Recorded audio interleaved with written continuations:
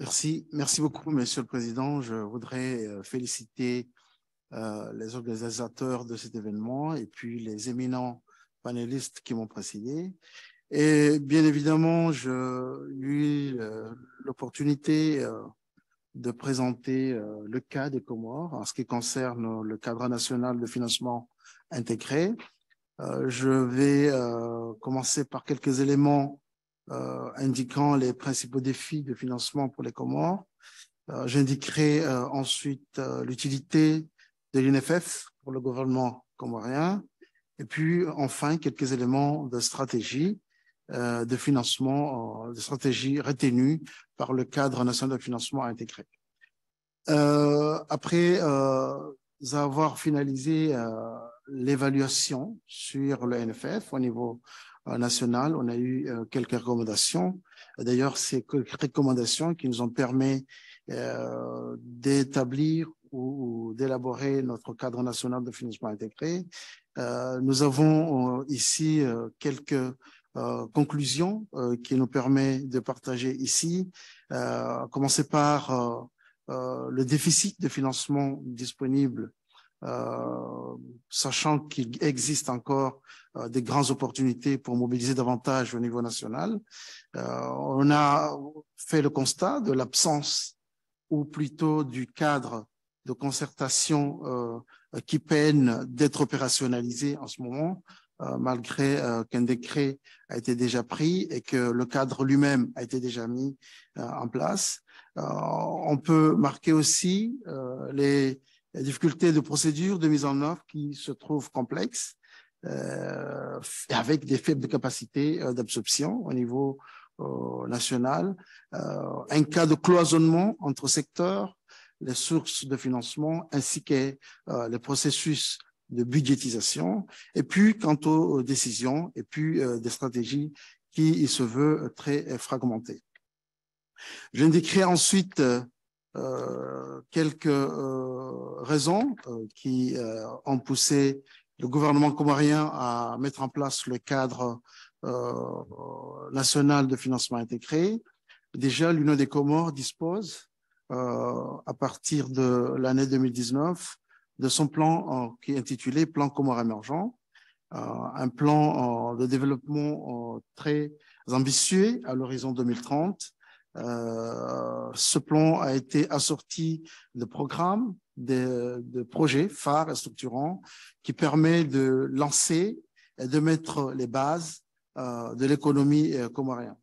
Alors, aussitôt mis en place ce document qui a été validé en décembre 2019, la COVID-19 s'est invitée dans tous les pays du monde, donc qui a touché tous les pays, y compris les Comores. Donc, les raisons pour lesquelles nous avons opté pour ce cadre, c'est de permettre à ce que le financement de ce plan Comores émergent soit fédéré, qui puisse fédérer les différentes sources de financement existantes autour de la stratégie, qui permet d'établir un véritable écosystème de financement du développement, qui permet d'identifier les mesures et les réformes nécessaires pour optimiser la mobilisation et l'alignement de toutes les ressources de financement à notre développement.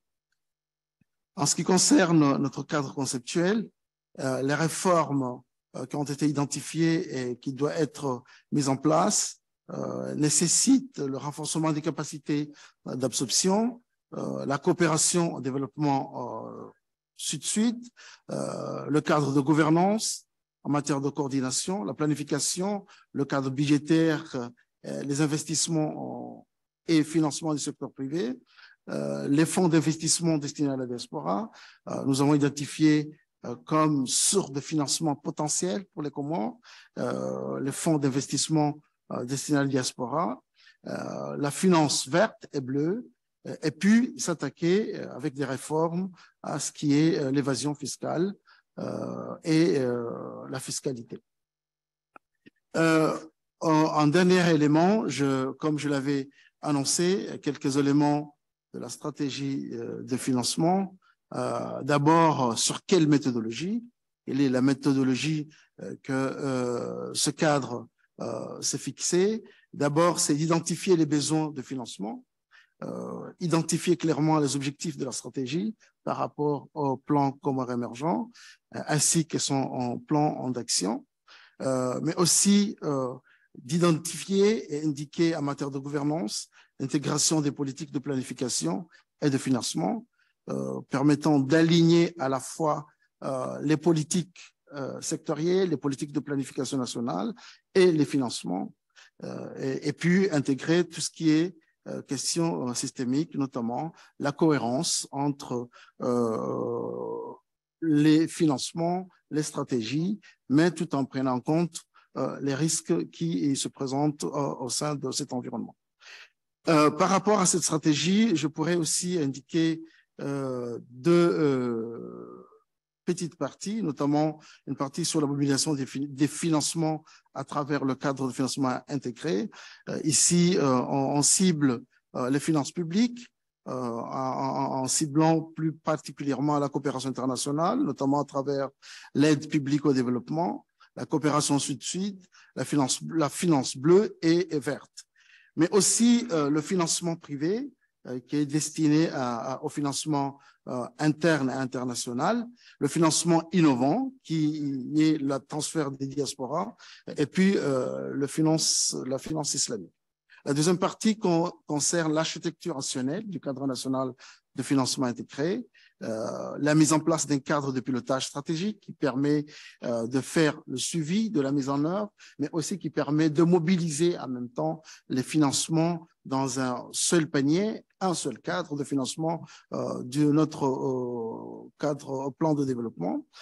Les processus de réforme qui doivent être ancrés de façon effective dans le plan commun émergent, identifier et mettre en place des outils de planification et de suivi de la mise en œuvre du cadre de développement de notre pays, mais aussi de dresser des mesures et des réformes liées aux contraintes institutionnelles.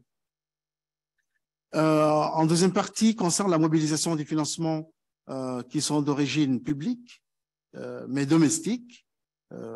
Ici, on a mis en phase les recettes intérieures. Nous avons des recettes budgétaires très étroites, impactées par la fraude fiscale, les difficultés de recouvrement, l'informalité, les exonérations et puis et d'autres activités.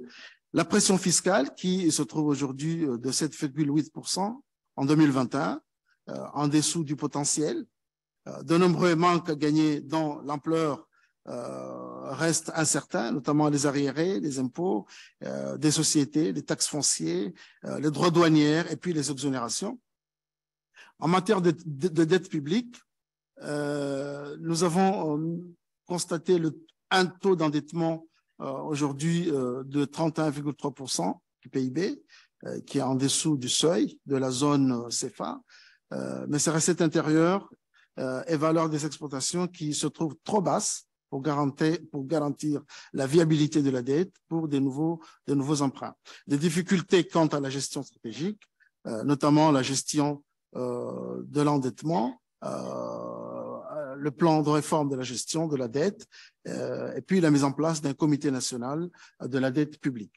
En matière de financement public international, nous avons identifié des sources importantes des investissements à travers la loi de finances 2022, 72% du programme d'investissement public. Nous avons constaté des projets fragmentés en dehors des systèmes nationaux, des faibles taux d'absorption et de mise en œuvre, d'un nombre restreint de partenaires techniques financiers, mais potentiels supplémentaires, ces difficultés d'absorption qui doivent être résolues.